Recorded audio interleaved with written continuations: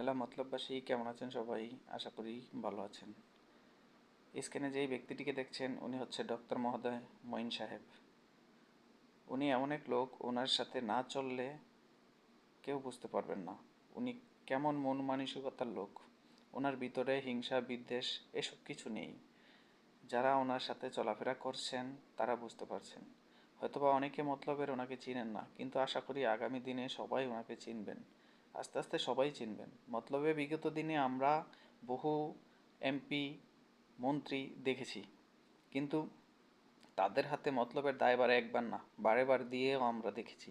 কিন্তু এই লোক নিজা ইচ্ছায় যে মতলবের দায়ভার নিতে আসছে এমন না।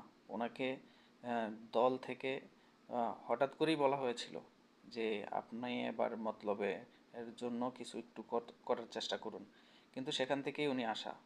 তো আমরা চাই, বিগত দিনে বহু লোকজনকে আমরা দেখেছি, তো এবার ওনাকে মতলবের দায়ভারটা দিয়ে দেখি যে উনি কি করে আমাদের জন্য। তো আশা করি আমি এতটুকু, যে ওনার হাতে মতলবের দায়ভার যদি আমরা মতলবের মানুষ সবাই মিলে মিশে দিতে পারি, ইনশাল্লাহ আমরা কখনো ঠকবো না। উনি কাউকে ঠকাবেন না। ওনার যে এখান থেকে নেওয়ার কিছুই নেই। আলহামদুলিল্লাহ, ওনাকে আল্লাহ তাআলা যা দিয়েছেন আলহামদুলিল্লাহ, উনি খুব ভালোভাবেই চলতে পারেন।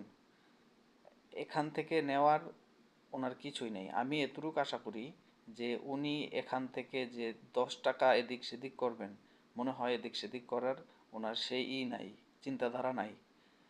এতটুকু আমি বলতে পারি আপনাদেরকে। তো আশা করি আপনারা ইনশাআল্লাহ আগামীতে মতলবের দায়ভারটা ওনার হাতে একটি বারের জন্য দিয়ে দেখুন।